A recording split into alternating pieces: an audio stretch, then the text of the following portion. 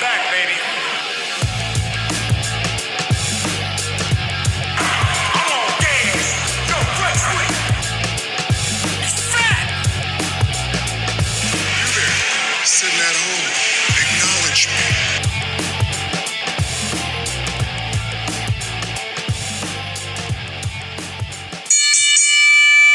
Hey, what's going on, everybody? Welcome to another episode of the Turnbuckle Weekly Podcast. I am your host, the undisputed, undeniable champion of this microphone here, the Smarks Delight, the reason your girlfriend now just suddenly knows way too much about WrestleMania 3.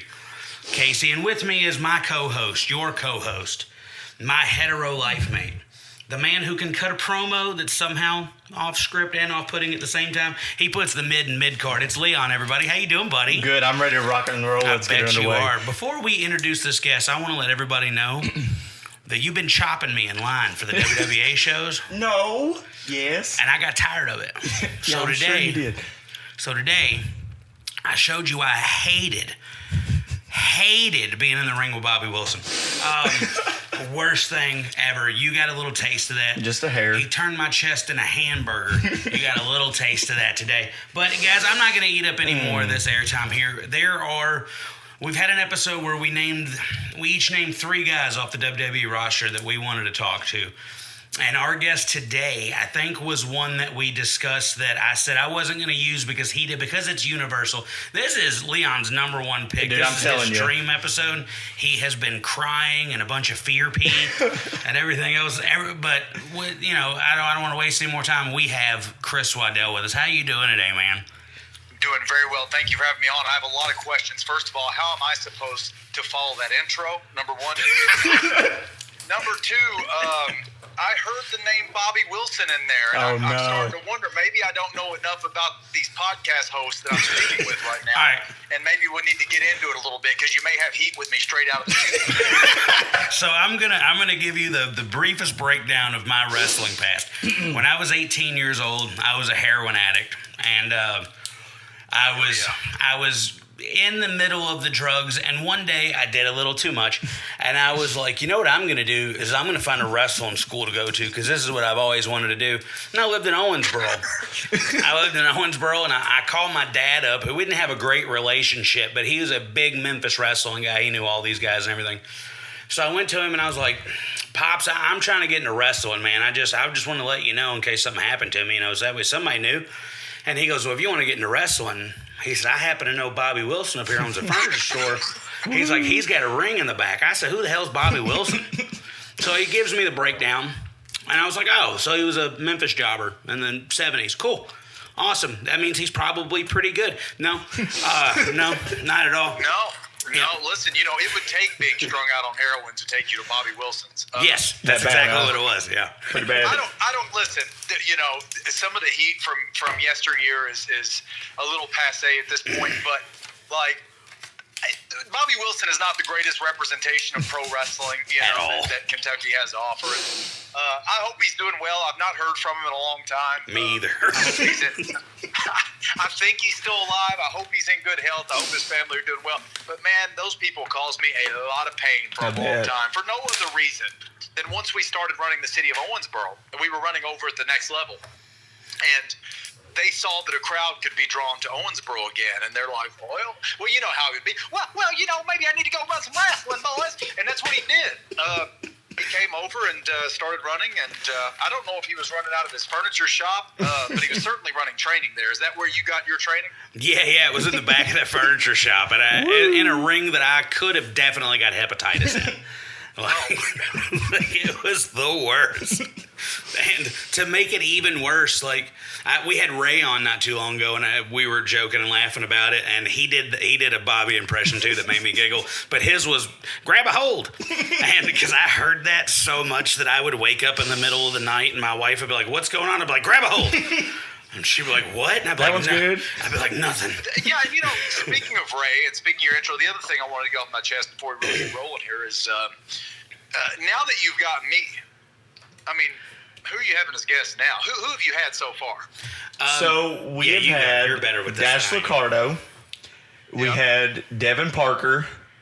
which Okay, well, we're that's not going to your get into that one because that one cost me a lot of my time. No, I've got no heat with Devin. I see him all the time at Walmart looking nasty. He actually, so funny before he continues on who he had, because I'd started this show first with my brother, who's about your age. Ray and I were talking about how similar our lives seem to run like that. But like I'm about Ray's age, my brother's about your age. We started this podcast thing together. We had a dispute over some personal matters. He stopped. I got a phone call one day telling me like, hey man, you need to start doing this show again, from a good friend of mine in Owensboro. He's like, you need to start doing this show again. And I got a list of dudes from this promotion here that would love to do your show. So he brings me to the Logan Legit Tribute Show, points a couple people out to me, and then he just sends me a list. The first two people I reached out to were Mad Mex, that's my boy. That dude is hilarious. I love that dude so much. And then Devin Parker. Yeah, but listen, you know the thing about Mad Mex, he's been my friend for years. The thing about Mex is, yeah, he's cool until you have to see him every week, and then Oh no! Excuse me. So wait. Look, let me preface everybody, just in case you don't go in and edit this stuff. They told me to be PG-13, and I'm going to do my very, very best. I make no promises. That's where he was stopping with Devin Parker before we get to the other two guys, or three guys, I think it was. Devin, I told him beforehand, because we talk all the time, just personally, whatnot about child, or having children and such. Because I have a litter of them. So he'll hit me up every once in a while, just ask me questions, and we'll talk and have fun. And I tell Devin, I'm like, hey, man, PG-13 is best. It's not like the old show where we're flying F-bombs and C-words. And I was like, we're dropping whatever we want to say. I was like, this time is a little different. The new co-host wants to keep that to a minimum, so we're going to give it a shot. So I just told him before we started, I was like, if you do mess up, I'll write down timestamps and we'll bleep, not a problem. After about 14 timestamps, you just hear my pen slam the table, and I just write on my little Post-its, because I've been, helping him with pacing through this. And I'll write him little Post-it notes to be like, hey, stop talking or something like that, or don't step on your pop is a lot of things I write on there. Like, you asked a good question, don't step on it. And like things like that. And you just hear the pen slam and the notepad just passed to him. And then I just threw my hands up in the air, and then he called me. He goes, 2.5 hours of bleeping. Well, look, bro, wrestling and clean language, they don't Yes, go they hand don't in hand. So coexist. it's like, you either have a wrestling podcast with cursing, or you just have a podcast without. You know what I mean? Yes. Like, it's hard. It's difficult. I think it was. So who did we do after Devin? We did So Ray after that. We did Dash first. Dash. Then Star Kid or Devin Parker. Yeah. Then we had Ray. Yep. Then we had Munchie. And we just had Clay. And then we just had Clay. So I guess my question is, now that you've reached the pinnacle, now that you've got the icon, now that you've got the world-class kicker of butt. That's right. Who's next? I mean, who can follow this? That's a great question. The way I'm looking at it is no one's going to follow. I was just explaining that to him today. I was like, you understand that like the way we moved up the card here, so to speak, is really unusual. We moved up pretty quick, yeah. I said, we went from like guys about to get a title shot to former national champions and such. I was like, and now we're just owner, promoter, former, world champ, like the which booker. we appreciate, by the way, very much. Which that hey, it's no. Sometimes I'm not as busy as I make it out.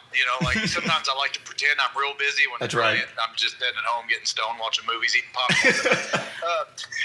The truth is like I'm glad to be on. My brother tipped me off to you guys because he said something about being on a podcast. The last time we had a booking meeting. We both discussed an idea of being on this podcast because this other guy had reached out, but it became clear to us that this other guy didn't really know much. Maybe he was doing it for a little bit of fun, which I guess is the reason why any of us podcast. But you could tell that it wasn't a very serious ordeal. I'm not trying not to hate on the guy, but no, you're good. It was just it wasn't very professional. And so after Ray went on you guys or come on the podcast, he said, yeah, if you want to do this, it's a much better deal. He said you all were professional. So no, I appreciate you having me.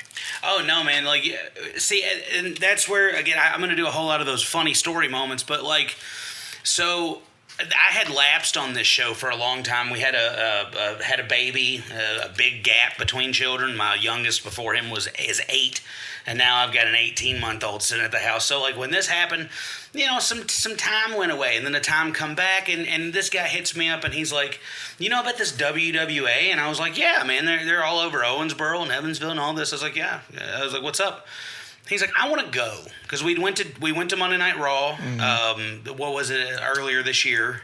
We went to Raw when it was in Louisville at the Yum Center, and then we went to Lexington to see SmackDown John Cena to for see John John's Cena's last show. Yeah, John Cena's last Lexington show, and we paid a lot of money for that, or he paid a lot of money for that, and I just got to go along.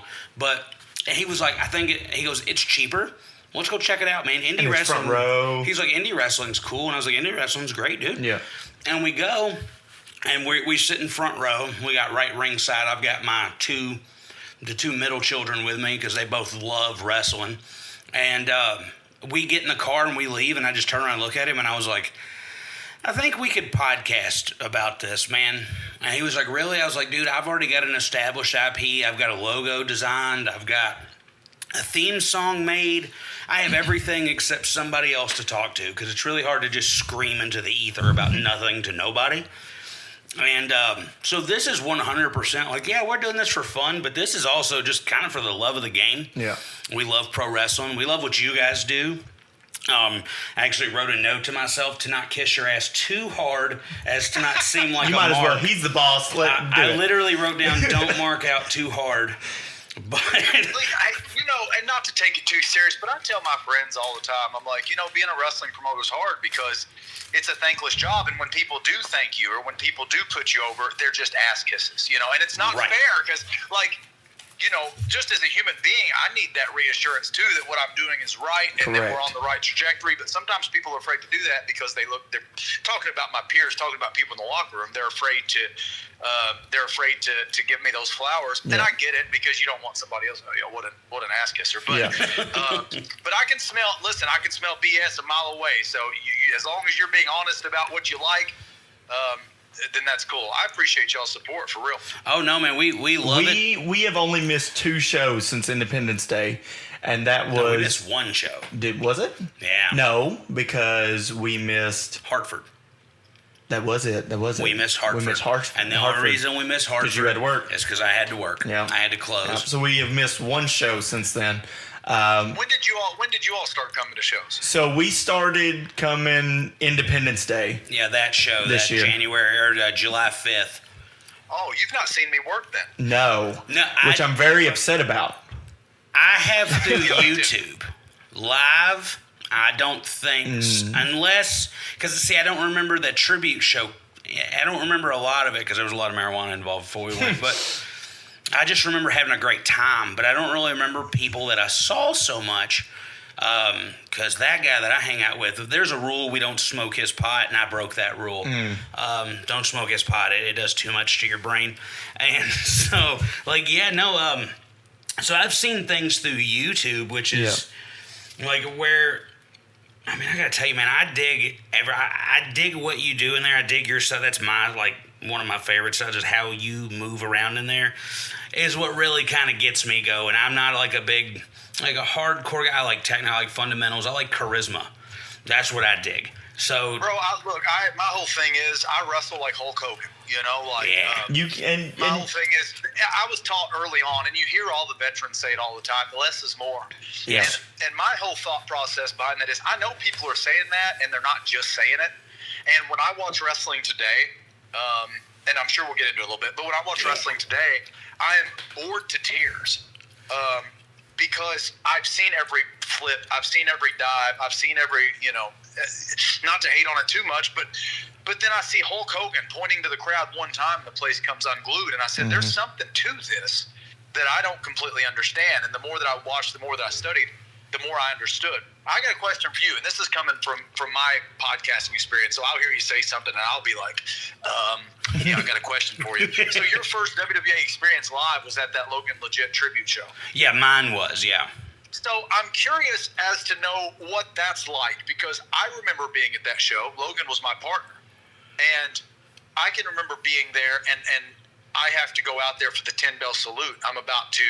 This is pretty much the funeral for my partner.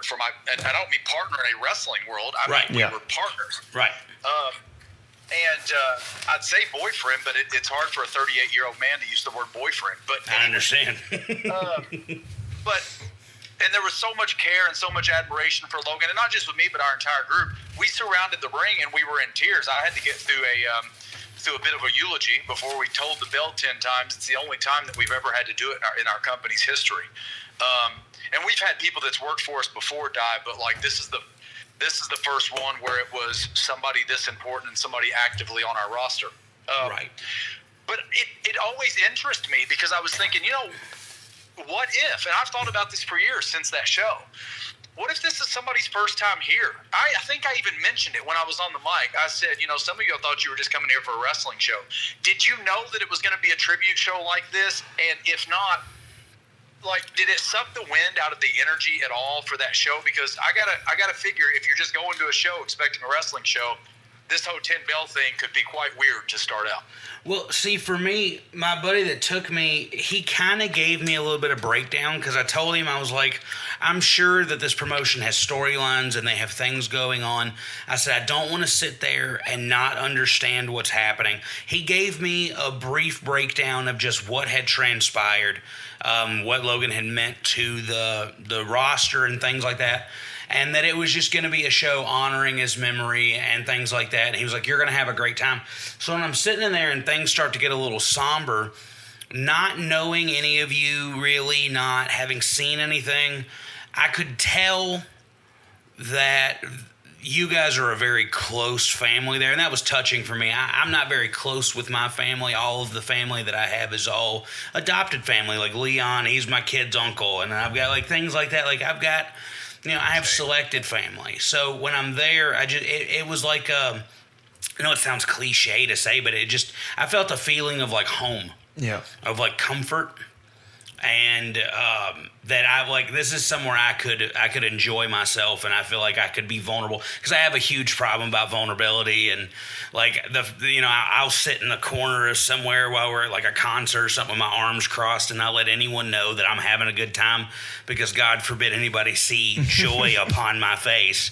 I have a reputation to uphold. I'm kind of a curmudgeon, so people to see me happy to me is something we have to work on in therapy.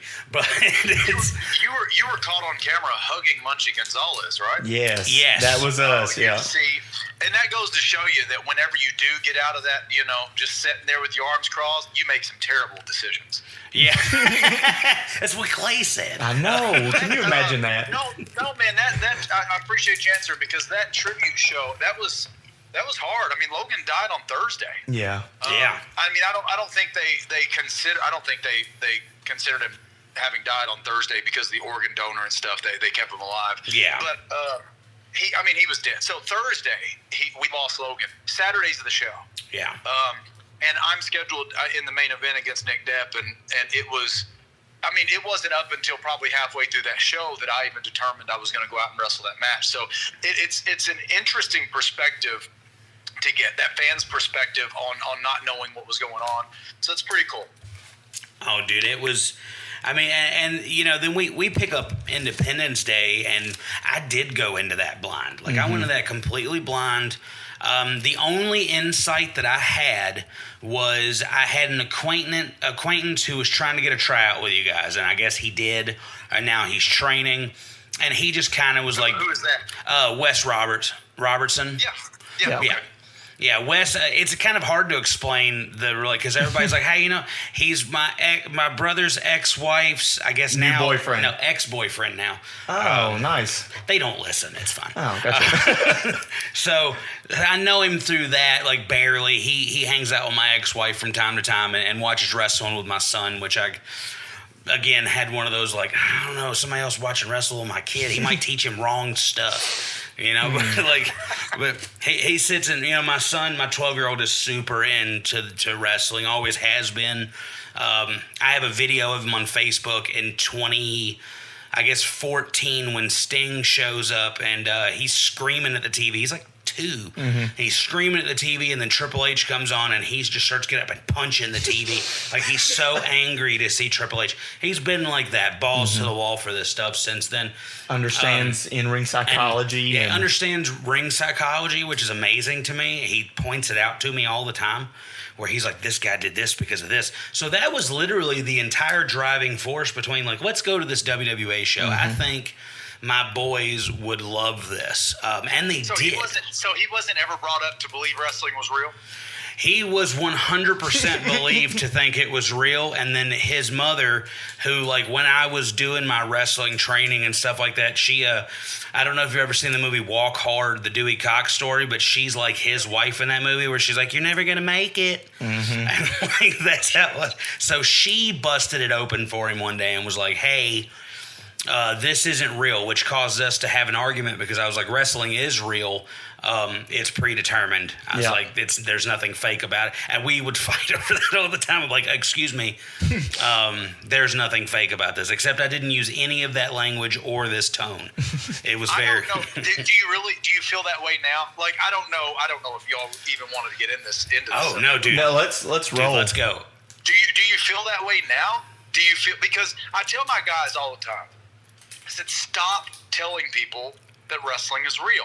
Everybody knows it's fake. Yeah. The difference is, and I get why people like, especially the boys in the back, I get why they don't like hearing fans or anyone else, media, whatever, call wrestling fake, because it almost feels as if it's undermining what we do. And I've always pushed back on that. And I've said, it's not. They're calling it fake because we spent 150 years trying to convince people that it was real. Right. Like that we're actually going out there and competing. So when they say fake, they're not saying it don't hurt. They're not saying it doesn't require athleticism. They're not saying there's not even real moments. They're just saying that it's not predetermined. So when we push back on that, when we say, oh, it's not fake, it actually makes us all kind of sound dumb. Yeah. Right. Because they know, they get it. Like, I don't know. I've been pretty selective on who. Like Mad Max is one of them. Mad Max gets very mad at me when I call it fake. And I said, it is.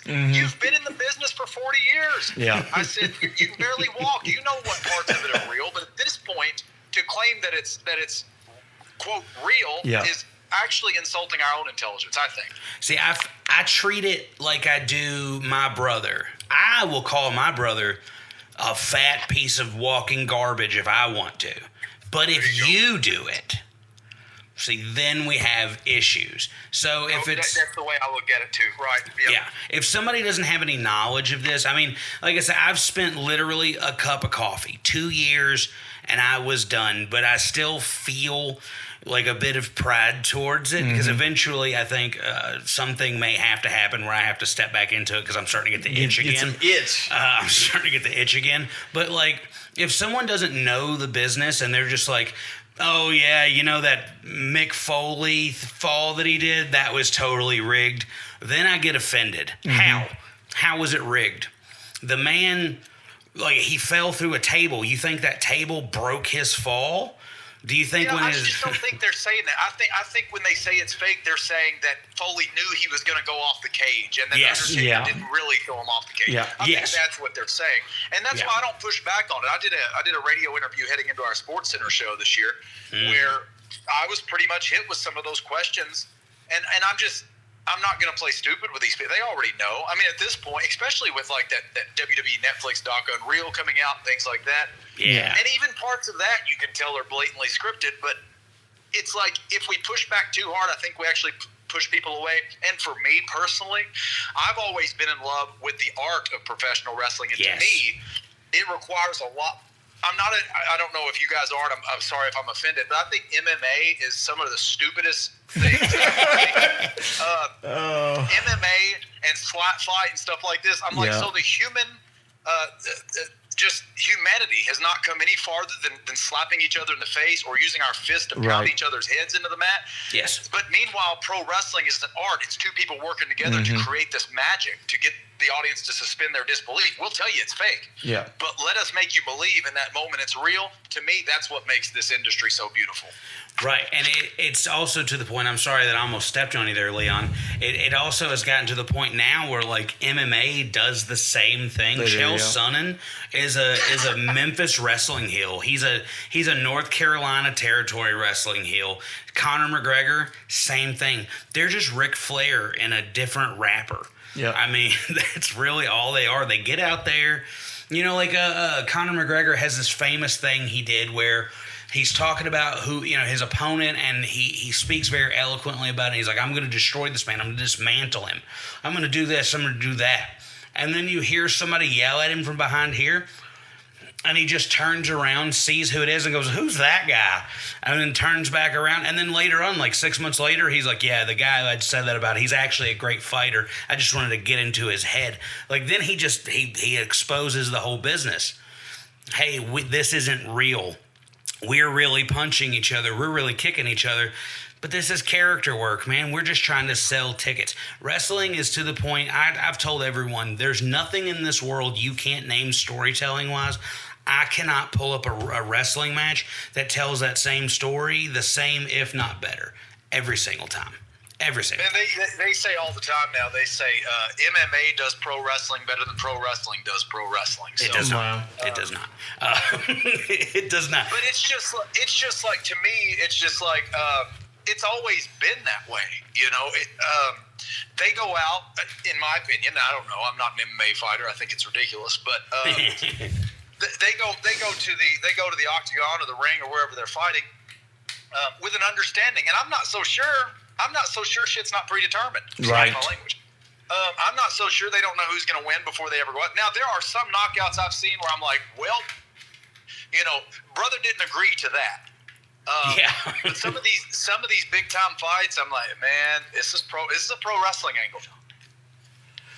Well, and a lot of those fights too, there's so many openings where somebody could have finished it and they didn't. They pulled their punch or they backed off. Made it go another round. Yeah.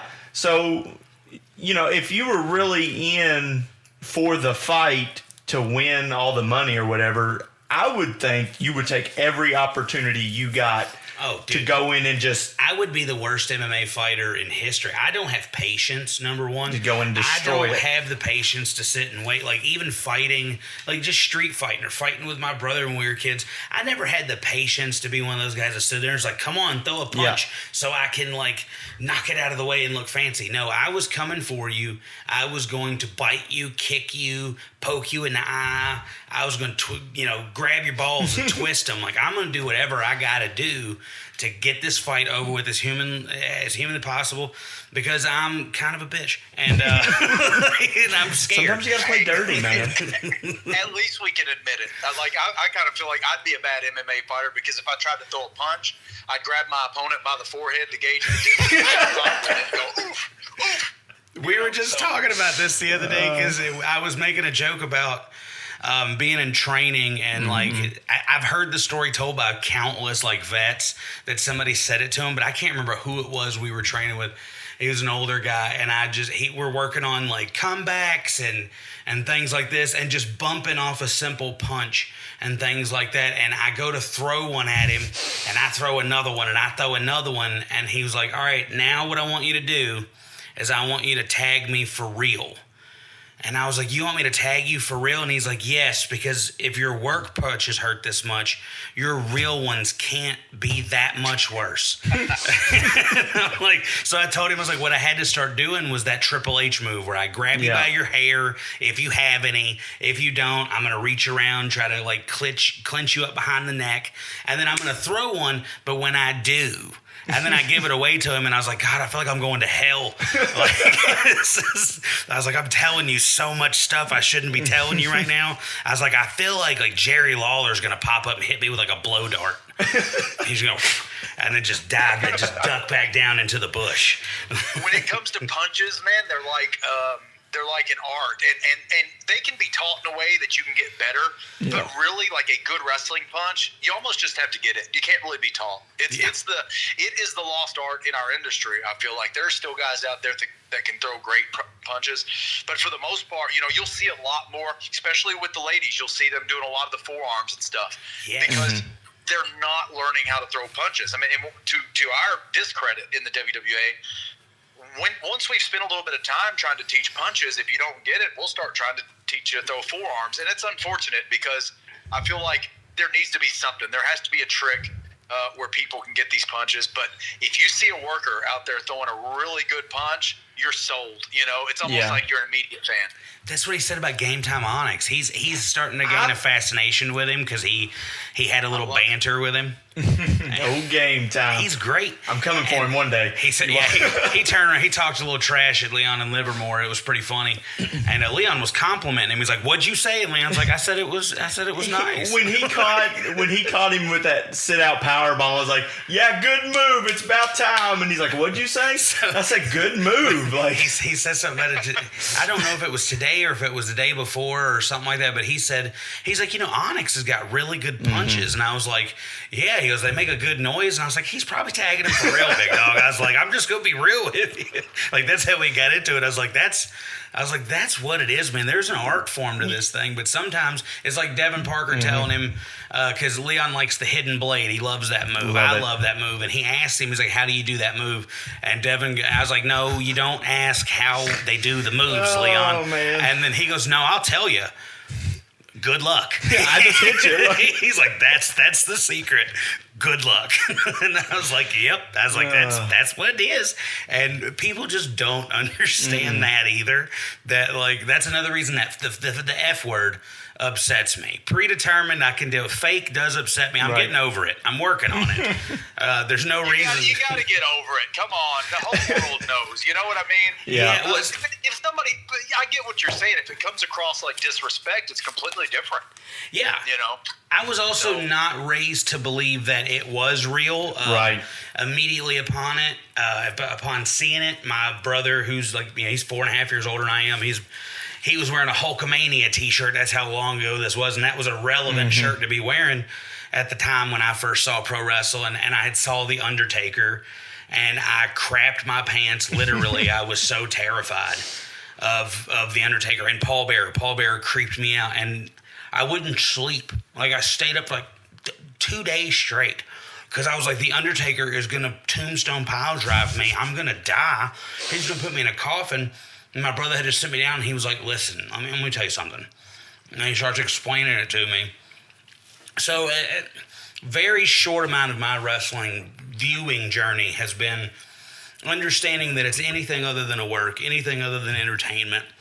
And that's why I think that Unreal show is so good, because now people get to see like the kind of work that goes into this, which actually brings me to like y'all's promotion.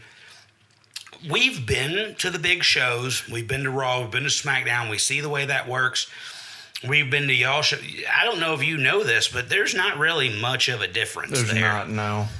It's all the same thing. Well, and that's what we talked about too is, obviously we saw the post that you and Snyder and all those guys shared about WWE raising their prices and supporting the indies.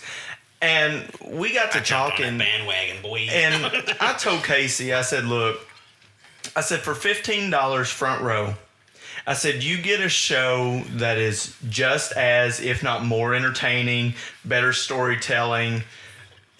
Was that something that you all have always strived for, is you want to look at the bigger picture of the fans are what runs the business, whereas these bigger companies are like, oh, we got to get the big dollars to keep on going.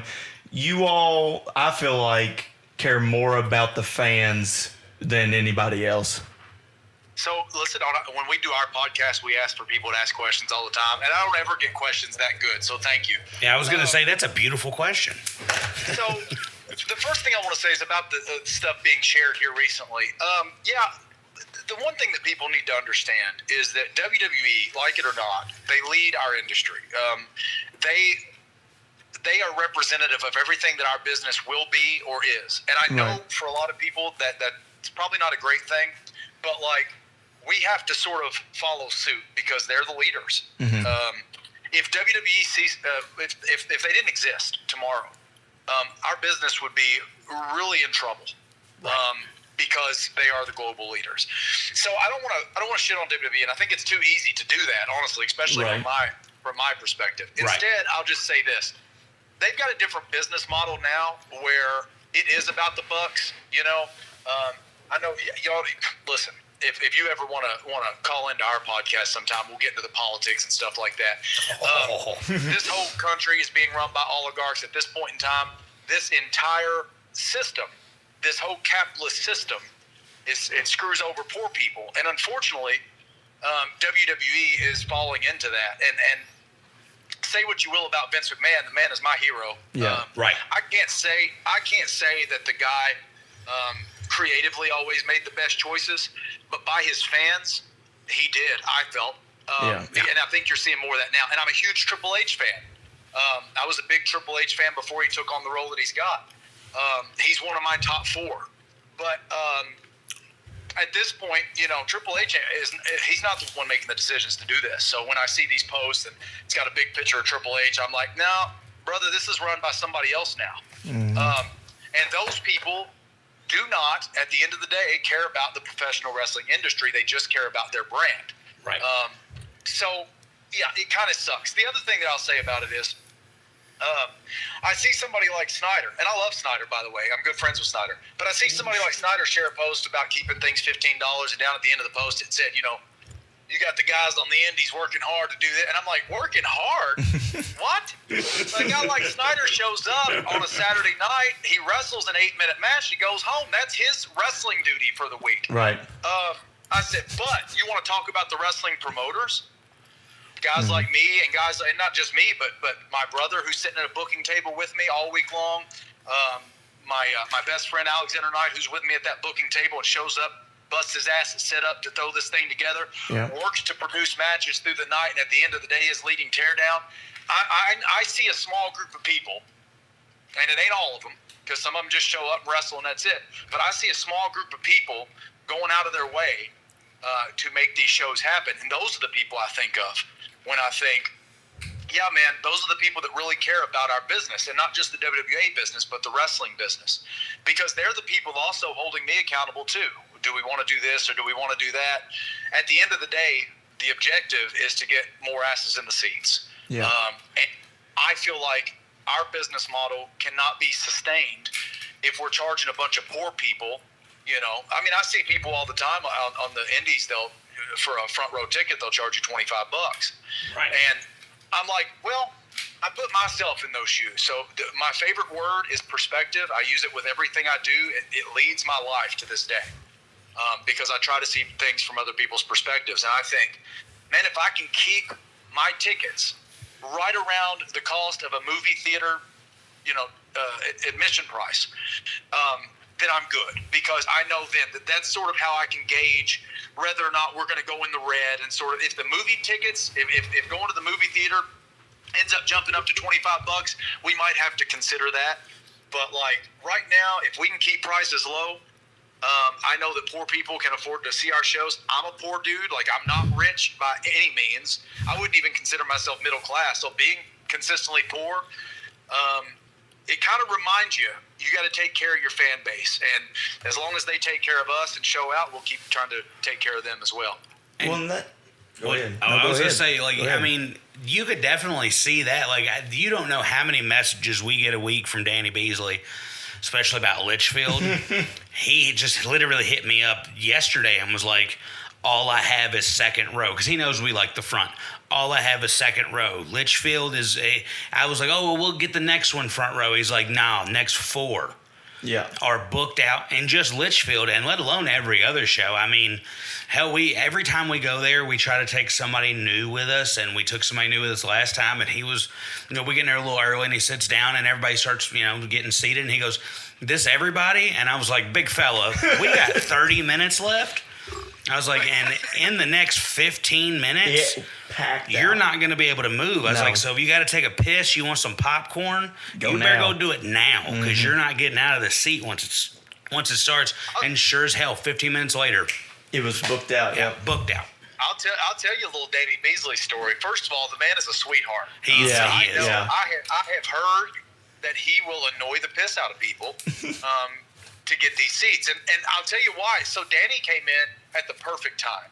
He came in early in the same year, if not the year before, that the Coliseum was getting ready to close down in Evansville, and the Coliseum was our hotbed. Yeah. When we started running the Coliseum, there hadn't been a wrestling company there in a couple of years, and I went and worked out an agreement with them. I said, look, don't give this building to anybody else. Let us come in there once a month. I'll pay you X amount of dollars to do it. And the agreement was made. And I had everybody else in the Evansville area, anybody that had run that building or were wrestlers in Evansville, tell me it's not going to work. They said, you're going to have to give them blood and guts every week or it's not going to draw. And I said, challenge accepted. And we gave them a little bit of that. But the Coliseum became like home base. We knew every time we were at the Coliseum in a month span, so it was about once a month, we knew that the audience would turn out for it, and we knew we would host our YouTube show Hysteria there, and we knew it's where we would blow off our angles and things like that. So it was really great. And when they shut down, it was right around the time that we started running Litchfield. And Danny's the one that pitched Litchfield. He said, I'm from Litchfield. What about getting in here? And I said, all right, Danny, I've heard this stuff a million times from a million different people. You can secure us a venue. I said, and if you can make people turn out for this show, I said, I'll give you 10% of every ticket you sell. So in other words, nice. you bring me, if you bring me $3,000, I'm going to give you $300 at the end of the day just for selling those tickets. What I didn't realize was Danny knew everybody in the city of Litchfield. Yes. And so not only did he line up a venue who's been very gracious to us, by the way, the easiest armory I've ever worked with. But he sells out front row and sometimes second row every single time. So I kept in on my agreement, and Danny's kept his agreement. We've moved Hysteria over there. So now Litchfield's almost become home in a way, home away from home. It's the place we really rely on. At the end of the day, this is the way I look at it. People don't realize we fund one show off the one before that. It's a tough business. So if business has been down on the first 3 weeks of the month, we know we'll be okay by the end of the month because Danny Beasley's out there putting in the footwork selling those tickets. So I can't put him over enough. Yeah. Oh man, he actually, He's wonderful. He sent us a picture of. I'm sitting here holding it right now. He hung up the poster for the Kentucky Classic and for the finals of that, and he hangs it up in our work and then sends me a picture of it. And like the day of the show, I was like, hey, take that down. We're putting it in the studio. He snatched it down. But no, Danny, he got in touch with me and he said, hey, and he names a guy off and he said, this guy tells me that you go to every show. So I just wanted to let you know that, like, if you are going to go to every show and you do like the front row, like he said, you get those from me. Well, he says the guy's name. I don't even know who the hell he's talking about. I was like, I don't know who that is. So I go into work and I was like, Leon, who is this guy? And he goes, that's the RC guy that comes and stocks RC. I was like, oh. I was like, how does he know him? And he goes, he's from Litchfield. Yeah. And I was like, what does that have to do with anything? And then, like, I remember my girlfriend, she's from Litchfield, and she sees him at one of the shows we take her to, and she goes, oh, it's Danny. And I was like, how the hell do you know these people? Like, because he knows everyone. He's so funny, too. Like, I think once people get his humor, I get how Danny can be a lot for some people, especially when he's hawking wrestling tickets, but, like, when he's just sitting around, he'll make a joke, and it will go under the radar, and I'll hear it, and I'll just bust out laughing because he's so funny. So funny. I love that guy, man. Like, the dedication that he has, like, I don't know how he could annoy anyone. Like, every time he's like, hey, do you know how many you need? And I just go, man, I'm going to be 1,000% honest with you. I do not, but I'm going to find out because, I mean, like, you're doing what you got to do. He tries, too, because when he first texted Casey was like, hey, do you know this guy? I was like, do you know who this is? I'm like, yeah, he works for WWA. And he said, well, he sent me a message. He said, we know who you all are. Yeah, he's I like, know that you all are coming. Yeah, he at least recognized that, like, he's like, I know who you are. I know what you're doing. And I was like, oh, so somebody told you? Who the hell told you? It was Dash. Dash told everybody. Oh, Dash did, yeah. Which he's wonderful, by the way, Dash Liccardo. And for him to come from a background of him being injured when he was younger before he came to you all, and now he's your all's hardcore champion. Was that a decision that you all were like, hey, this kid has really got something, let's give him a chance, see what it does? Because he seems like he really, really enjoys what he does. That was a beautiful segue, sir. Hey, I got a cover, man. I'm not sure that I knew about the injury until he already did a tryout for us. Right. Dash, he's our new hardcore champion. I think the reason that I like Dash, from a promoter standpoint, there's two big from a promoter standpoint, the one big thing I should say is his size. So there are people don't really understand the show business side of wrestling. Everybody thinks they can do it. Everybody wants to do it. They don't really realize you can't just have anybody do it. You have to look like a performer. Right. If you're not going to be athletic looking, then you have to at least look like some sort of character. And for a long time, I have let people in who maybe, I don't remember who I was talking to about it at the show, but somebody just said, you want to give everybody a shot. And that's true, I do. But now we've got such a packed roster. And when Dak was getting ready to come in, the roster was so packed that we had to be a little more selective about who was coming in. And Dash was coming in, and I think the thing that I liked about him from a promoter standpoint is how tiny he is. Because immediate underdog babyface. Like, here's the deal. I'm not saying the guy can't ever be a heel, but I am saying that when you look at him, he's not a bad guy. You know, he's not going to get heat. People are going to want to root him on and this and that. So the promoter aspect of me wanted him for that reason. The personal aspect of me, I knew that he was backyard wrestling, and that's what I used to do. Yeah. And I'm not like other wrestling promoters who say backyard wrestling, they'll roll their eyes. When I hear backyard wrestling, I think, man, you got the kind of passion it takes to be part of the WWA and part of our business. So those were the two big reasons why I wanted Dash, and he's not failed me yet. See, he was our first guest, by design. When I first started doing this podcast, the way that I selected guests was, I'm going to send out 47 messages, and someone's going to tell me yes. This time around, I'm selective. In that car ride home from Livermore, just a backstory, my 12-year-old son, Sam, he was born with some medical issues. We were told he was going to die by the time he was 2.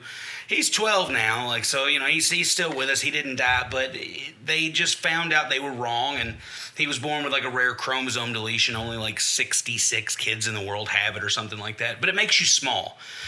He's pretty much a dwarf. He won't, he's on HGH now to try to get him some height, but the biggest we're hoping this kid's going to be is like 5'3" or whatnot. Well, he's sitting there, he's eating his popcorn, and he's watching that little, it was that turmoil match. He's watching that, and he sees Dash, and he like leans over, and he's like, Dad, that guy's really little. And I was like, yeah. And he goes, well, I'm really little, so does that mean that I could do this? Because I did have that conversation with him. I was like, son, I hate to tell you, I said, wrestling is a lot of things. I said, sometimes it can be a sexist subculture. Sometimes it can be a homophobic subculture. Sometimes even a racist subculture. I was like, but one thing that is generally shared is size. If you are small, cool. If you're too small, well, now you're in a box. Well, I can only do so much with you. So I'd had that conversation with him a couple times, and he brought that up in the car. And he was like, he won that match. Like, he beat 5 other people. And I was like, right. He's like, so size doesn't matter anymore. And I was like, fair enough. Size doesn't matter. And then he made the decision right then, right there. When he turned 16 years old, he was going to start training. Just based off of him. So I immediately, and Dash gave him a little shout out. I was watching him watch the episode the other day. He was listening to the episode with me the other day. And as soon as Dash said something to him about he just said something like, hey man, it's an inspiration hearing your story and it's going to keep me going. I see a little tear hit his eye, and then he just nods his head and he was like, yeah, he's like, I'm gonna do this. And that was what that show did for him. So that's how we started selecting. Sam. All right, well, I'm going to give Sam a shout out. Is he going to listen to this podcast? Oh, he listens to every episode. He's my biggest fan. All right, Sam, check this out. Chris Waddell, promoter of the WBA here. By now, you know. I'm going to let you know, size don't matter. And what I will let you know is this. It's all about heart, the size of the heart. And as far as I'm concerned, if you want to give this a go in pro wrestling, I never had someone give me a shot. I'll give you a shot. Call me first thing. We'll put you in the ring. Hell yeah, he's getting. That's what he said That's he what's wanted. up. That's what he said he wanted because he's a big fan of he's a big fan of Myron Reed, and he found out that Myron Reed had done some training there. So to him, he was like, "What could be better?" And then I was like, Listen, some training. That guy right there got all his training at the WWE. yeah, I'm using his words. Listen, he left and went to OVW, and then when people started asking who trained him, he said OVW, and we called him on that. We're Oh, like, no. Are you serious? Like, Yeah. I get it. They've got a reputation, but the reason we don't have a reputation like that is because you won't tell the truth.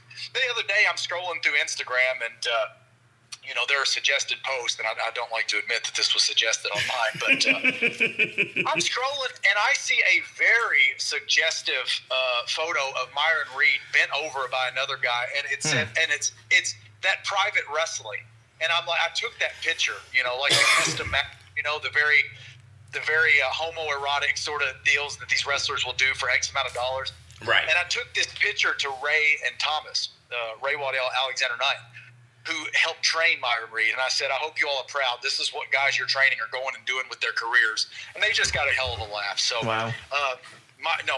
we didn't just help train Myron. We did train Myron. Yeah, that's what I tried to explain the same because I had heard rumblings, but when we had Ray on, Ray confirmed it for me.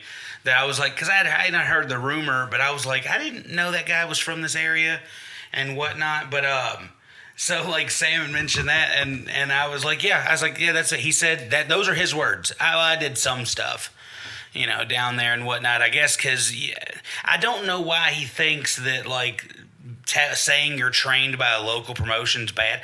Half of that TNA roster right now that's killing it.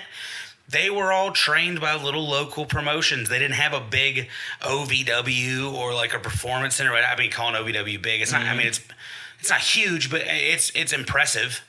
There's actually a company called WWA4 in Atlanta that puts out a lot of guys, a lot. Yeah. And by now they're a much smaller independent promotion than we are, even in the city of Atlanta, which is crazy to me. But they put out a lot of people, so they have a good reputation in terms of training. And my whole thing is I'm not hating on Myron for saying that OVW trained him. I'm sure he got some learning there. And I completely see the point, too. They've already got that reputation. But under those standards, we can never grow. We can never get a reputation like them if people don't tell the truth. So since then, guys like Tony Evans, who's working pretty strong over at OVW, he's never quit. He come in at the period where Myron was leaving. So he knows how we felt about it, and he's gone out of his way to make sure people know where he come from. See, Tony, he's from around there. We live in Hardinsburg, and like I'm from Owensboro, but I moved up here, and he's somebody who gets talked about a lot. Our produce manager at the store, graduated like a year behind him here from Hardinsburg High, and like he is talked about so much here. Mm-hmm. Like Sammy, who doesn't live here, he lives in Owensboro, he'll come up here and be like, "Do you know Superior Tony Evans is from here?" And I was like, "What are you doing with your time?" And he's That's like, right. "I spend a lot of time just Googling indie guys, man." And anybody who's heard him talk, that's exactly how he talks. pretty much. I was just, I was just looking at some stuff, And he's like, And these are your listeners. This is who you refer to as Smarks on your intro. No. I just used that today. The intro changes. Last week I was the Mac Daddy of Owensboro, Kentucky. Oh, I'm. should you be proud of that? No, because I made a lot of bad decisions there. A lot of bad decisions. A wife, a couple girlfriends, Just a few. at least 3 of the children. Lord. Bad decisions there. Now I've been changing the intro. I told him today, I think I figured out our dynamic, brother. I was like, you're Vince McMahon in the 80s. You're the play-by-play. What a maneuver. And I'm over here going, Vince, 9/11 was an inside job. I'm the Jesse Ventura. I'm the heel of this show. I'm going to put you down every episode. Like and the I'm other gonna day, build I myself up. cut a promo on a toaster for burning my bagel or something. Yeah, the first time I did one of these, I told everybody he cut a promo on his toaster for burning his bagel. He got real upset when part of the intro was like something to the effect of the guy I hold hands with in public, and he was like, "We do not hold hands in public. You need to not quit. You need to quit telling people we hold hands in public because people believe this stuff." And I just reach over and grab his hand, and I was like, "Only in private." No. So like these intros change depending on how self-deprecating I feel. Which here lately I haven't been feeling very self-deprecating, so I'm putting myself over. I'm a mark for myself. He is. Real bad. It surprises me that the word smart. I mean, hell, we're all smarks at this point. Yes, Like, it's something that I used to argue about that term. I used to hate it. I used to hate mark and like things like that. And then I just got on the ideology that like it's a term that doesn't mean anything anymore. Everyone is in on it. You know what I'm saying? Like, it's something Bill Maher said back in the in on the joke. That's how he referenced wrestling. It was like everybody's in on the joke, and everybody was really offended by it. But he's kind of correct. We're all in on it. Like Well, now I got to ask you because I know we don't have so much time here. Maybe part two we'll consider a little bit more of this. But I've heard you in the last little bit mention Jesse Ventura, who I'm a huge fan of, not just from the professional wrestling world, but just in general. Yeah, in general. I heard you mention 9/11 being an inside job, which you may have been joking, but I honestly believe it to be true. Building 7, right? Building 7. Right. And then you mentioned Bill Maher, who I love. I love Bill Maher. I watch him every single week. I mean, he's a little crazy on the trans stuff. He's leaning a little more into his right-wing crowd. But other than that, I think he's a very intelligent man. So I just wanted to get all that out there. Like, I feel like we're on the same wavelength with these people. Oh, see, my thing with Bill Maher is I've just accepted. There's a comedian named Shane Gillis who I really enjoy, and he has a joke about. He says something about having a Fox News dad. And he's like, you guys all know you have Fox News dads and whatnot. He's like, that's all in us. Like, I want you to know. He was like, the closer you get to 30, like your inner Republican starts grumbling and it tries to come out, and then you just make a decision on it. Well, that's what's happening to Bill Maher now. Is like he's fought it off for so long. I mean, I've been doing it. Like, I turned 30. And then, like, I was like, how do I really feel about issues now that I'm a real grown-up? And you start to feel like that inner Republican rumbling down in the bottom. And you just have to, like, push it. Joe Biden is not a lizard. And you, like, have to start pushing it down. Like, you got to start pushing it down.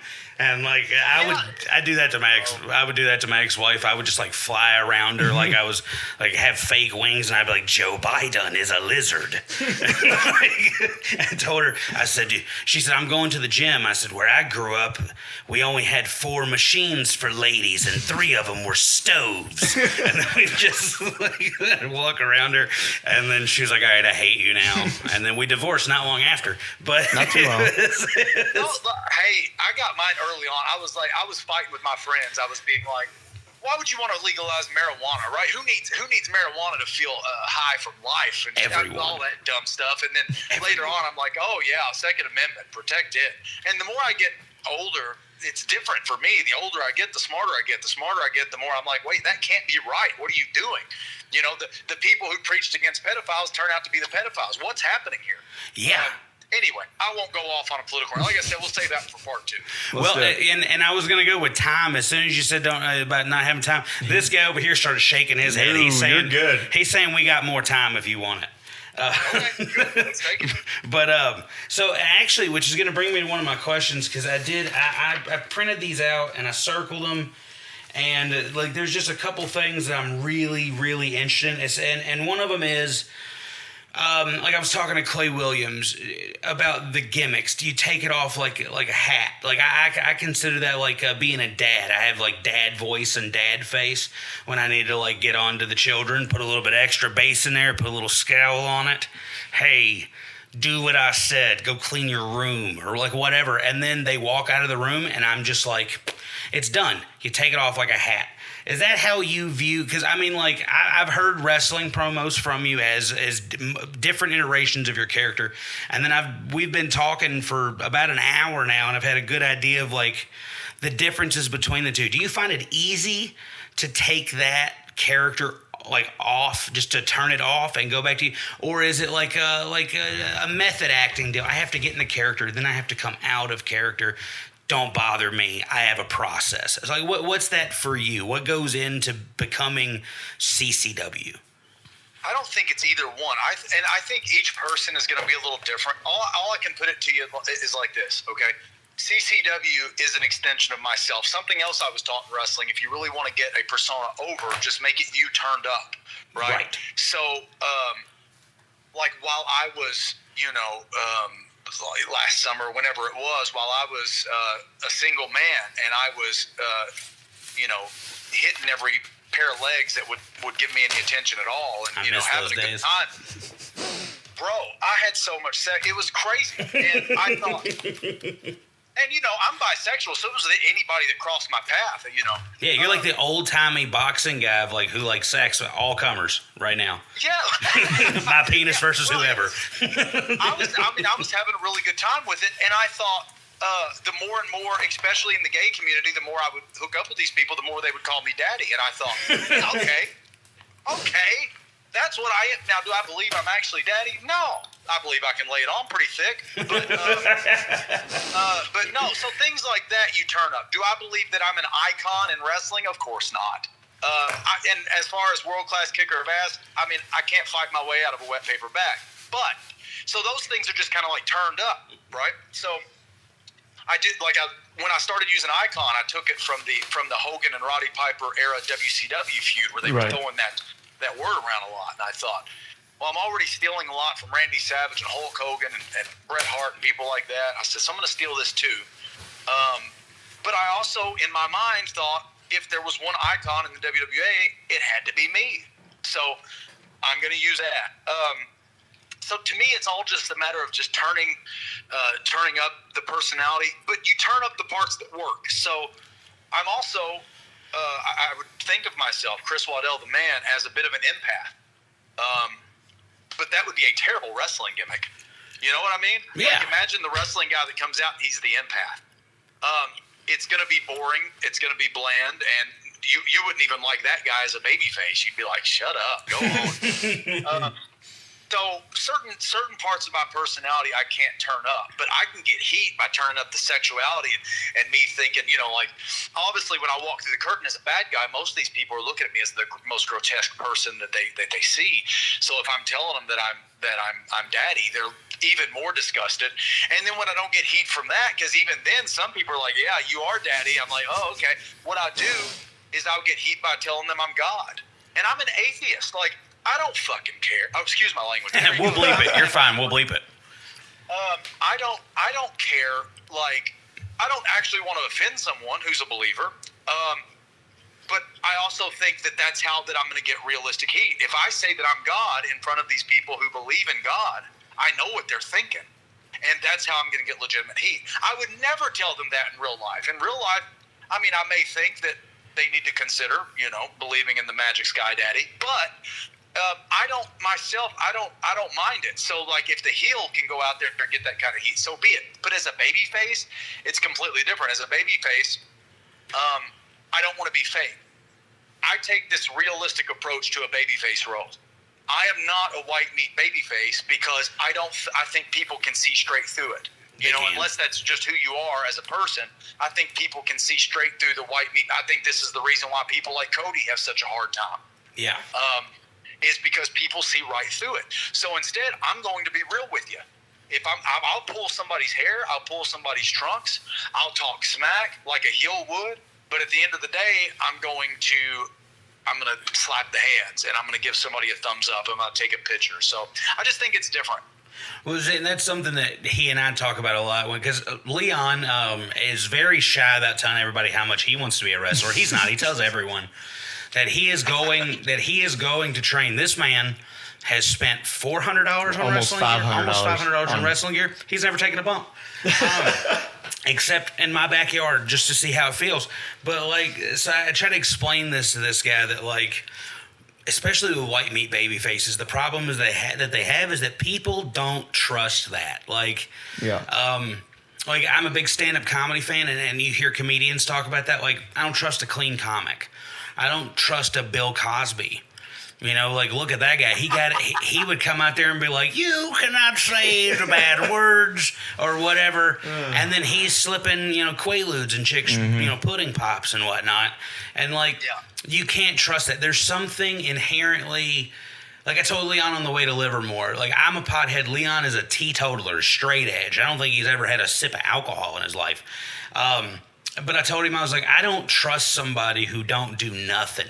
There's something you do that's not healthy that gets you going. And I wholeheartedly believe, like, I don't trust them. And that's how I feel about when I'm watching somebody like a White Meat Baby. I've always been a fan of the Heels. My favorite wrestler is Chris Jericho. I mean, like, my favorite manager of all time is Jim Cornette, even though that gets me so much heat. Yeah, it does. So much heat. What's wrong with Cornette? What's wrong with Corny? Well, see, to me, nothing. But to other people, he has been labeled as a racist because of a joke he made that totally landed and it made sense. I understood it. I guess he used the wrong country. He said, if no one's familiar, he said that, I believe it was Wayne Murdoch, whichever one used to be in that weird redneck tag team in the 2000s on like Cade Murdoch, whatever Trevor Murdoch. Trevor Murdoch. He said Trevor Murdoch was so tough he could ride through Ethiopia with a bucket of chicken strapped to his back and, like, get out with it. Like, and I was like, I get it. He didn't mean that people in Ethiopia are black, therefore they eat chicken. It's people in Ethiopia are starving, so they want the chicken. It makes sense to me. But people are like, well, he's behind the times and he doesn't grow. No. He just loves this, and I respect that. And also, like, we're Kentucky boys who love our mothers. There's nothing, like, we got everything in common. Like, we love Kentucky. We love mama. Boom. What else is there? What else is there to love? And so, like, you know, I've always leaned more towards guys like that. Like, when they're cheering on, you know, Dash Licardo, I'm cheering on Tyler Santos. When they're cheering on Jet Mosley, I'm cheering Vanderpool. Like, I'm probably the only guy in that crowd that is legitimately happy to see Vanderpool every time he comes out. Like, listen, talented. Yeah, he is. That guy, I had a trainee bring him to me. We had a ring set up in my brother's backyard, and I had one of our trainees who never worked for the company, actually ended up leaving during training, but he introduced me to Blake, and I looked at him first, and Blake was considerably smaller then, but he was pretty, and I thought, there's a lot I can do with you. Yes. Like, give this a shot. Let's see. We were in the transition period where we needed more guys, and I'm thinking, okay, so this guy's pretty. He's in shape. He's not just another fat dude coming to do some, you know, training. Right. And we gave him the tryout. He's a bit of a student of the game. We had to bring him out of his fandom a little bit and bring him into, you know, the real wrestling world, because the perception of wrestling from a fan standpoint is just not very honest, you know, to what it is backstage. But he's an artist. He draws cartoons and things of that nature. He's intelligent. Blake is a guy who I think he's one of the few, probably one of a handful of guys that if we lost out of the company, our company would actually suffer for it for a little while. But I can't put him over enough. There's a reason why he works the status he does in the WWA, because he's just that good. Dude, he's so good. Like, he comes out and, like, I remember it was at Livermore show, seeing him for the first time when he dropped the belt to Alexander Knight. Like, he's working the crowd. My 8-year-old is psyched. Like, he's like got little man syndrome, even though he's kind of tall for his age. Like, he's like Scrappy Doo, and he's full on Scrappy Doo on the railing, like yelling at Vanderpool, "You suck!" Like, he started calling him Shorty and like just insulting him like an 8-year-old would. Your mother dresses you funny or whatever he's yelling at him. And Vanderpool turns around and just kind of gives him a snarl. He tells him to shut up. He's like, "Shut up, kid." And then Stark turns around and he goes, "He just told me to shut up." And I said, "Then shut up." He said, "Kill him." I was like, no, that's an awful idea. I was like, no. But he was the first thing that come to his mind, kill him. Yes, he was like, Daddy, this man spoke to me from the side of his head. Kill him. It's like when Ozzy came out of the ball and little Nicky, kill him with this. He starts handing me stuff. He's like, kill him with this. And I'm like, no, man. I was like, that's called a heel, dude. I was like, he is so good at his job. And so I'm going to ask you a question because I know, like, we asked Munchie, like, where he got his gimmick from. Was the whole big man thing, was that all him, or did you have something to do with that? Did Munchie tell you the truth? He told us what the original gimmick idea was, which I thought was brilliant. He told us that his gimmick was a stoner who had the munchies, but you gave him the name Munchie Gonzalez. So, and if you had seen Munchie at this point, he was very portly. Yes. Right, yeah. He was, I mean, just a big fat dude, real short. So I'm just like, well, I don't know what I'm supposed to do with you, creatively. Maybe we should have, hung a bucket of fried chicken to his neck. Yeah. I just said, well, let's make you a stoner. And it was clear when I was trying to come up with a name for him, it was like Munchie's the name. And so he didn't have the last name at that point. He was just going to be called Munchie. I think it might have been his idea to hang the bag of Cheetos out of his mouth and his entrance and things. Like, he was dating this girl at that point in time that I remember thinking, like, well, we can use her. We'll let her play the part of your mother. You'll live in her basement. And we can do all sorts of comedy stuff with him. Yeah.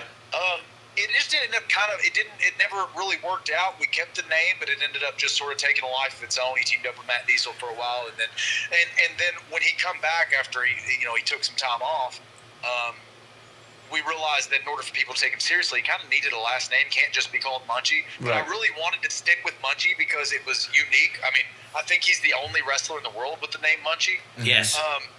So it's Munchie Gonzalez, and it ended up working out really good. It's still a kid-friendly name. Yeah. And if he were ever a heel, for whatever reason, I think it'd be a hell of a heel name, too. He's so over. He is just so over. It works. And that's what I told him. Because his weight loss story is really inspiring from where he was to where he is now. And when he had said that, that he always, as of right now, wants to be a face because he wants everybody to enjoy him. And I told him, I said, it doesn't matter who it is. There's kids. There's guys who love the heels, but they love you. He really fits in with your roster, and I think he's one of my favorite guys, I know for sure.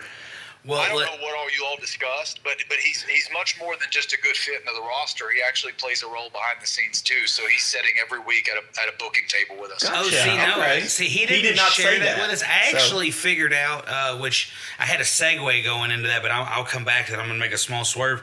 I had found out, I don't know who told us. It might have been Clay. Clay told us about his lights. No, yeah, about Cortland Moore, does the lights and things like that. And then I put two and two together that the lady out there taking all the pictures, that's, I think that's his wife. Awesome, that's his wife, correct? Jen, yes. Yeah. She's reached out to us. She's super awesome. She made a point to come over to us and tell us she liked our show. And I left, and I was like, I got to talk to my therapist about the ego that I'm developing. I'm trying to not be this. And she made me feel real good. I felt like somebody when I left there, and I was like a little too big for my britches. But she's awesome. But we just found out that so many people do so many things. Yeah. She started letting him dash rides everybody around, and then people do things in the back, and I think that's awesome. And on top of a bunch of other things you guys do, you don't charge them to train them and everything like that, and everybody seems to want to give back, and that's amazing. Wonderful, yeah. The whole thing is, well, first of all, let me just answer your question real quick. No, I did not give Vanderpool the big man name. He actually came up with that himself. That was all him. Blake has got to a point now where whatever he wants to do creatively, he can do it, brother. He's got the yeah. Because I just trust everything that he does. I mean, he's almost flawless. And it's, maybe 5 or 6 people in the time that I've been doing this. It's been 15 years this year. Probably a handful of people, maybe 5 or 6 people that I think I would trust the way that I trust Blake. But I gave him,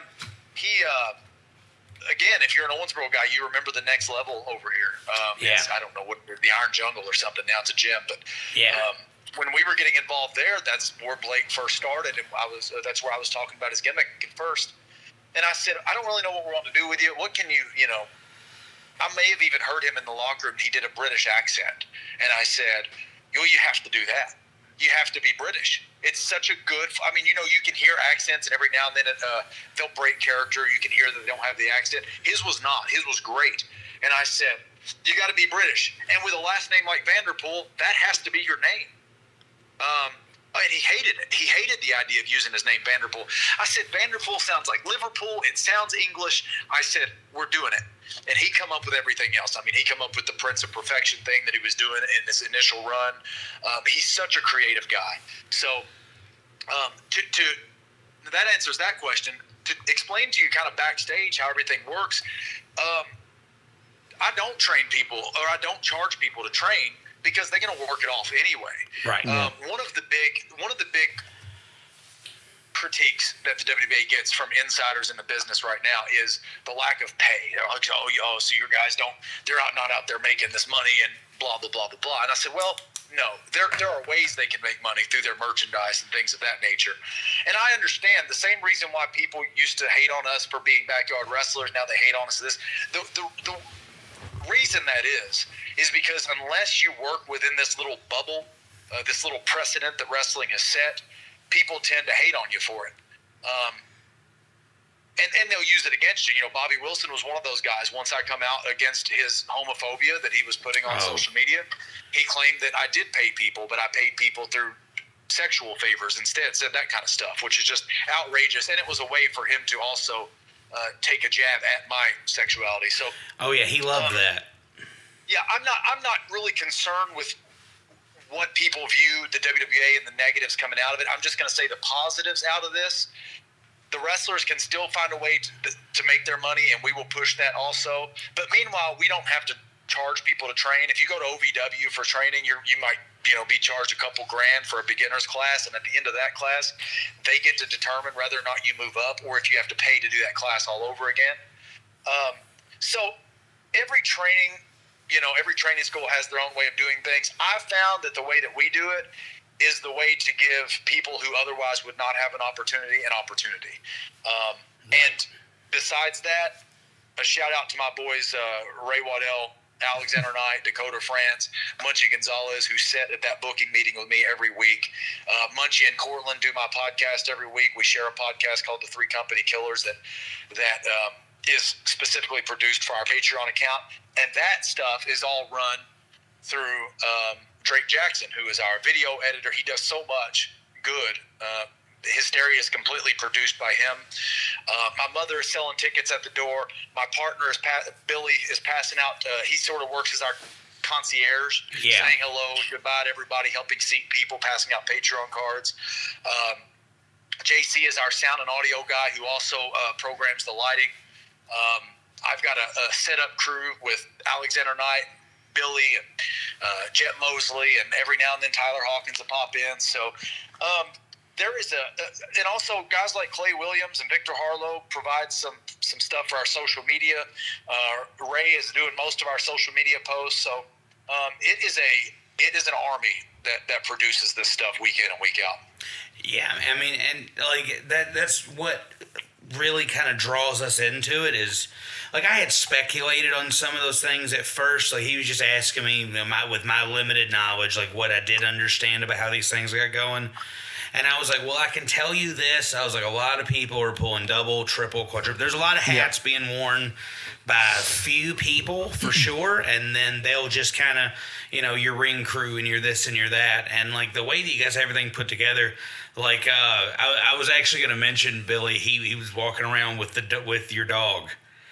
And my children, like, kept going to me and they were like, can I pet the dog? And I was like, leave the little dog alone, man. I was like, just leave the dog alone. So we tell them we're in Litchfield. We couldn't get our front row. We went to the back, which was, I was like, hey, this is great. We got to see a good show. Like, I was happy with it. I was like, the boys get to move around more. Less headache. That's another thing. I could sit anywhere in that building and enjoy myself. So I send them behind us. I was like, go behind us. And then I don't look back for like a few minutes. And I turn around and they've got Billy stopped. And like aggressively being like, can I pet that dog? And I was like, guys. And I was like, pet the little dog and then fuck off, man. Like, we'll bleep it. We'll bleep Murphy it. would have been offended if he was not pet. One of the reasons he can come to that show is because of how friendly he is. So he would have been offended if not. Yeah. Well, he seems so comfortable. Well, my kids are also terrorists. They are, yeah. So, like, especially the little one.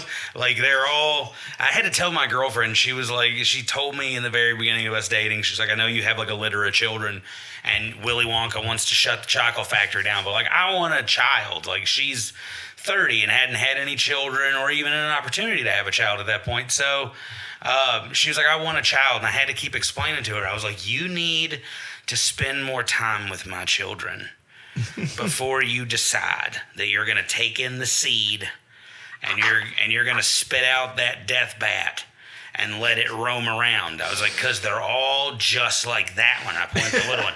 I was like, they're all just like that until they get that one's age, and I point to the next one up. The other two don't even talk to me because now they're teenagers and they suck. I was like, they only are like, hey, you got some money? Like, I was like, that's how the kids are. I was like, that's how they get. I was like, so beware of this. These are all terrorists.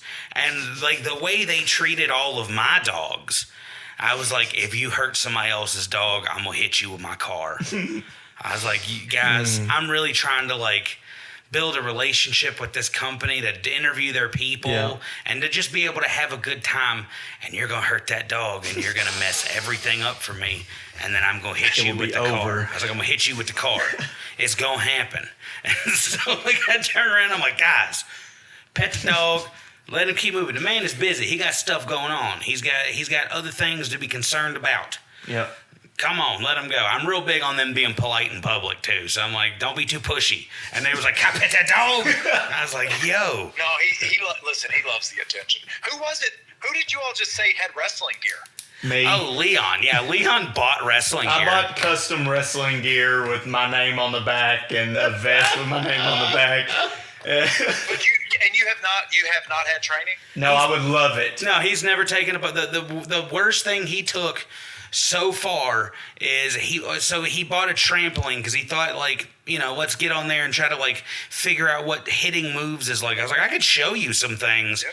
But I'd rather not slam you on your head. So I'll get on the trampoline as two grown men, and I hit him with flatliner. I hit you with a bunch of flatliners, and they were aggressive because I like to give a little slap before I hit a DDT or a flatliner just to let you know, like, we're going. Yeah. So I give you a little, and I like the sound it makes. Jake the Snake used to do that with his DDTs, and I loved it so much. So I would just sit there and chop him in the back, and then, like, today chopping him. That's the worst thing this dude's ever been through. I threw maybe a work punch at him and really worked it. But yeah, no training, never taken a bump. And then he hits me up and he's like, do you know what elucha.com is? I was like, yeah, I used to buy stuff from them.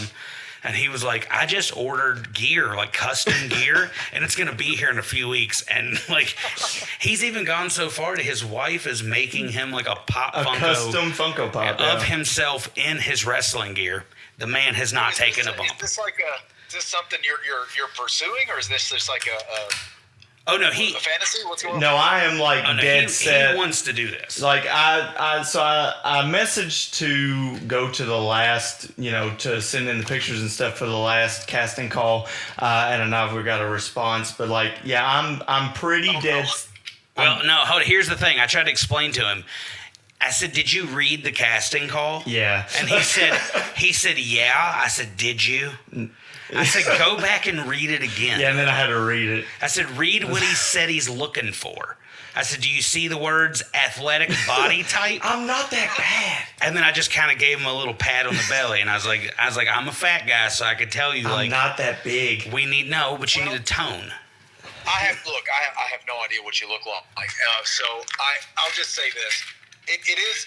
We're to this point now where we have to be very, very selective. Right. Because to give you an idea, with that tryout, and I don't even know that I saw your message, but we had probably 60 people message about that thing, and we ended up calling up 7.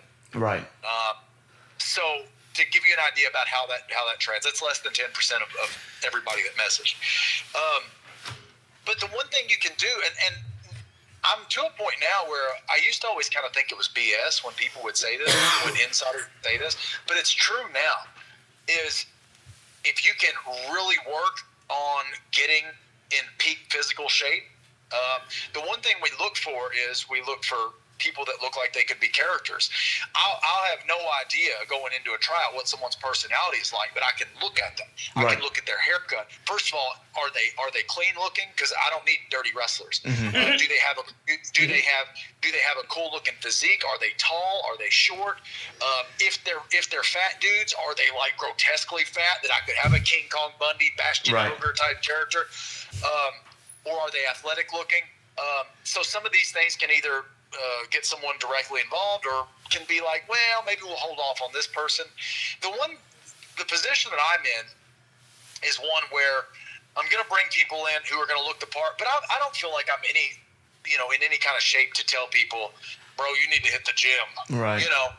But that is the advice that I give everybody now. If physically you don't command the room, then you hit the gym, do whatever you can to look the part. And once you're there, you're there. What I'm looking for at this point in time with the WBA is I'm looking for people who look the part. In other words, are you going to be able to take your shirt off and look good out there in front of the crowd? Are you going to look good in spandex? Things like that. It's weird to ask of people. But then on top of that, we're also looking for people just like you guys who really love the game. So looking the part, loving the game are the two things that we want. See, and I've told him, I was like, because he asked me, he was like, would you ever get back in there and wrestle again? And I was like, wrestle? No. Never again will I ever, get out there and wait for the bell. I was like, manage, announce, these things are fun. I was like, for you though, I was like, see, I can go out there and do that job because I'm kind of a sloppy fat guy. I'm losing the weight slowly but surely. It sucks. I'm torturing myself, but like I do need to get better for the kids. I was like, but see, I can jump into a role where I could talk anywhere I go. I was like, you have one problem and one problem only. You look the part until you start talking. Because then you're nice. I was like, and everybody sees you as nice. Like, we're managers at where he's actually my boss. He's just a level above me. And they don't listen to him that well sometimes. And he'll be like, why don't they freaking listen to me? And I'm like, because, man, when you think you're yelling at them, you're actually putting your titty in their mouth. You just, when you're trying to be mean, you sound friendly. Yeah. I was like, so they're going to eat you alive, man. I was like, and you're such a big fan and you have a hard time showing it or not showing it. I was like, you're going to get eaten alive the minute you're supposed to be like a bad guy and you walk out and that crowd starts booing you and you start smiling like legitimate joy. They're going to be like, oh, he's having fun. Yeah, sure. But they're not going to believe anything you just did. So that's what I've been working on with him. I was like, let's get into shape. If you want to do this, like, I'll do it with you. I'll beat the hell out of you every day if that's what you want. If you want to toughen up, if you want to learn how to get mean, I'll teach you how to get mean. Like he said that his goal at the end of this podcast was to be able to meet enough people to get enough advice so he could break in. And I was like, dude, I got you. So like that's the end goal. Breaking specifically into the WWA? Yes. Yeah, that's that. Once we went there, he was like, I was like, WWA is home. At first, his big deal was OVW because we had found out that Al Snow is a genius for this move he pulled. I don't know if you've heard this or if you've heard this, but I have recently learned that he has made OVW an accredited school, and you can now get student loans to go there. That's crazy. I did not. Like, but even still. So he's like, you can put yourself in crippling debt and come become a wrestler. But the fact that he was like, it's a college course. now. Like, you get college credits for wrestling at OVW's wrestling school. And so at first that was his goal, because why would it not be, especially being from this area? OVW would definitely be the first thing I think someone from here would think about. Me personally, being from Owensboro, I would think of something more in like the Evansville area, something, from back in the day or something like that. But the guys around here, every time you say wrestling to them, they go, oh yeah, there's like Ohio something in Louisville. Like, everybody here immediately goes to OVW. So that was smart, until he goes to that Independence Day show, and then it becomes like, I'm going to watch every casting call. I'm going to hit every single time they say that I can message about getting a tryout. I'm going to do it. And today he was talking about Clay, because Clay told us that he bothered you from 14, tried to lie to you at 15, and then you finally was just like at 16, like, get in here. So Yeah. So I was like, I want to do that with Chris, but I'm like, oh, he'll I get said, annoyed that's with what me. you do. I said, that's exactly what you do. I was like, you need to show people you want to do this. I was like, it's like getting a job, man. When I want a job and I put an application in, I'll call you until you talk to me. Yeah. You're eventually going to get tired of me calling you. You're going to talk to me just to shut me up. Like when we went to, I don't remember what show it was. It was the Bowling Green show. You got it. There you go. And we had taken pictures, and I stepped foot in between those ropes. I was like a kid in a candy store. Yeah, it was awesome. He was cheesing pretty hard. And he goes, but and then he turns around to look at me to see if I'm as happy. And I'm like, oh, my back, my knees. Oh, like, everything hurts. He's like, did you get excited? I said, no. As soon as I touched the canvas, I was like, oh, I could feel it all again. It was PTSD for me when I stepped in that canvas again. I was like, oh, no, Bobby, don't chop me again. Like, quit calling me slurs. Well, maybe that's what you guys need to do. Maybe Leon is the wrestler. Maybe you're the manager. I'll just say this. And going into this completely blind, not knowing what you look like or anything, I really do think that a positive attitude goes a long way. People who love the business tend to want to, they tend to stick around. They don't tend to just do it and then leave or whatever else.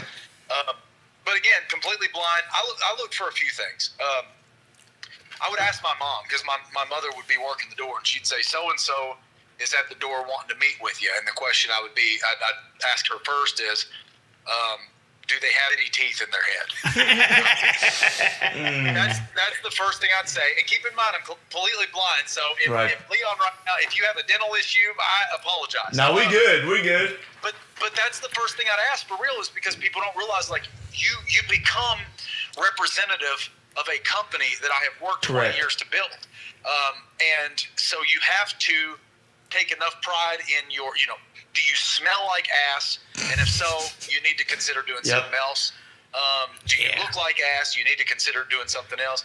And now we're into this approach where if you don't have some sort of commanding physique already, like you're not super tall, super big, or super small or whatever, if you go to the gym and take care of your body, you show me that you can run, you can move, then you're a shoe-in. I mean, just by attitude, what I can tell of your attitude alone, just by your love of the game. I would say if the next tryout is not in the winter of 2025, it'll certainly be in the spring of 26. That is plenty of time to whip a body in shape if you have the discipline to do it. Right. Yeah, 1,000%. I mean, I told him, I was like, hey, I haven't always been a fat tub of goo. Like, once upon a time, I was 185. I mean, I wasn't muscular. I was cut. I wore a T-shirt to wrestle in for sure, because I was still a little flabby. But, like, I was like, dude, I was just going in the gym an hour a night and just working arms and legs. My legs, I mean, insane. like, I was like, I'm a muscular gentleman from the waist down. I look like two dudes sewn together. Like, they got a really muscular guy and put him on the bottom, and then took just like a dude that mainlines Dr. Pepper and Twinkies and like stuck that on top. And like, so back then it all equaled out. I was like, I would do legs, I would do arms, and then just like after 2 or 3 weeks, I start looking and I start noticing cuts.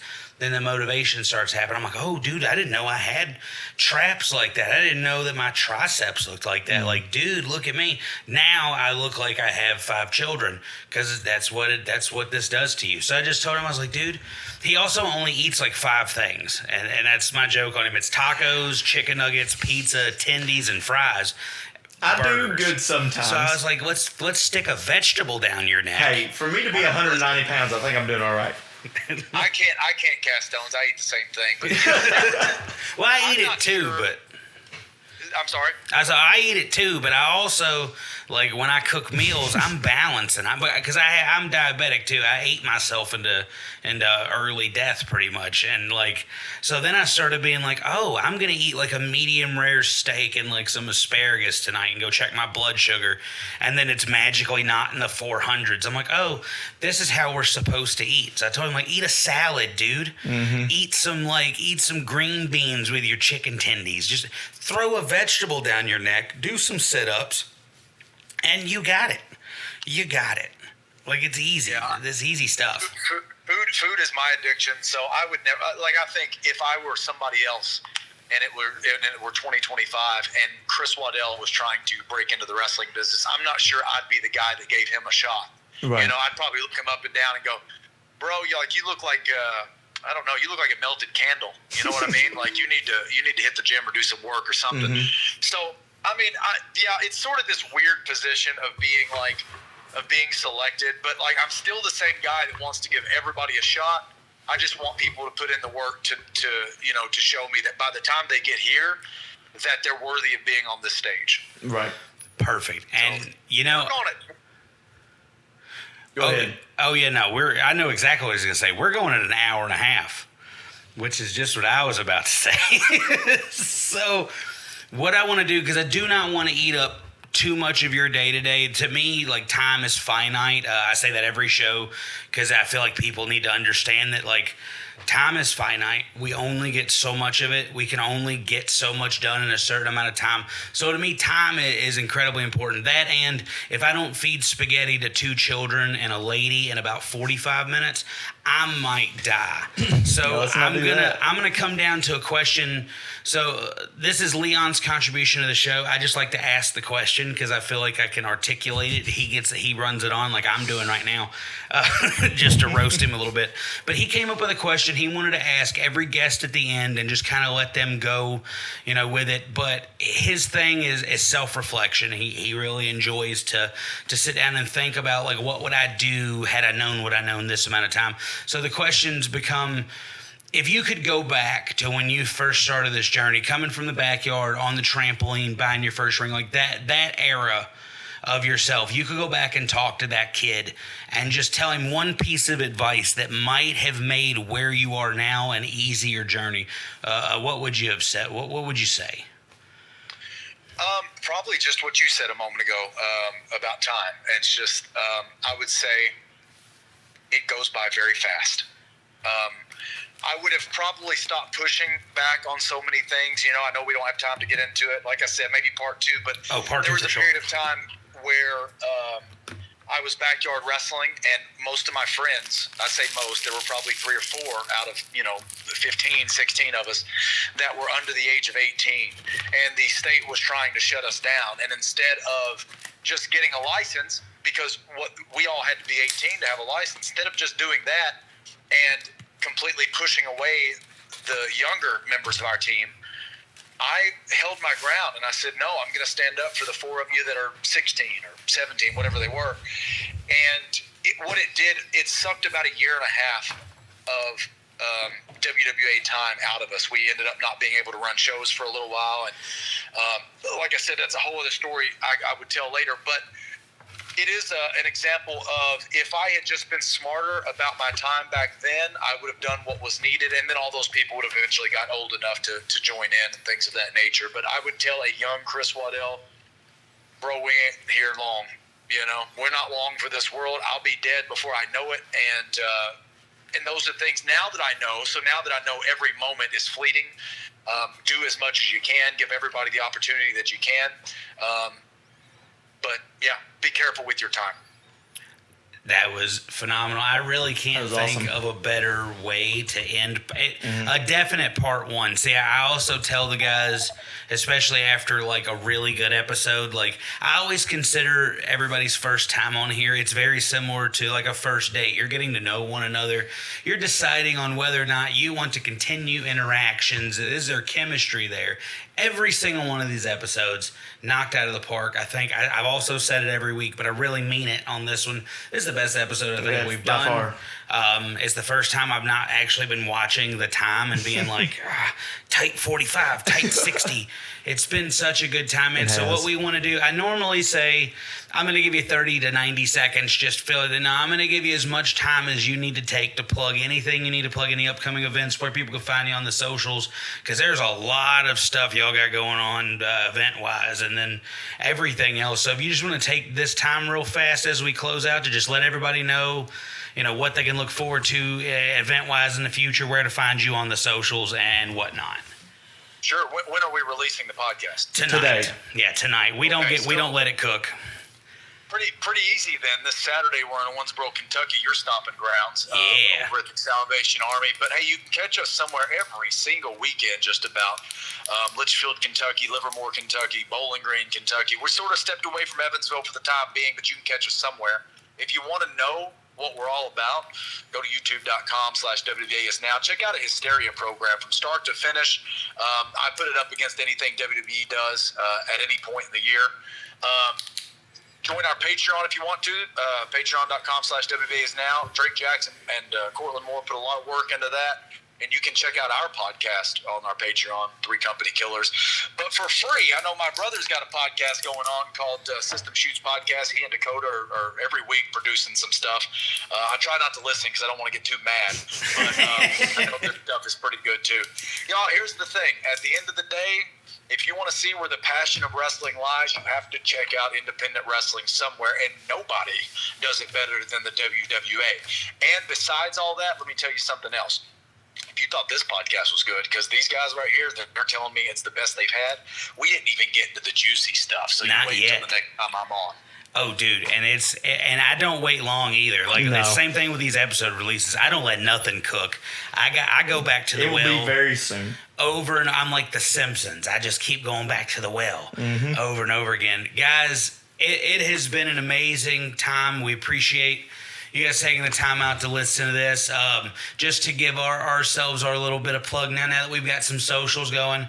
You can find us on Patreon. We haven't set up everything just yet, but you can find us on there at the Turnbuckle Weekly Podcast. Same thing on Facebook. On Instagram is the Turnbuckle Weekly. Very little content through there. I accidentally set that up. I'm a professional internet troll and a Reels watcher, so that's what that's for.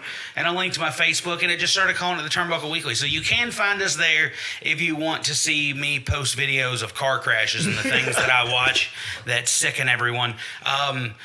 Just guys, love yourselves, love each other, take care of each other so we can make it to another Monday, another Tuesday, another Saturday, whatever day it is to watch this thing we love called pro wrestling.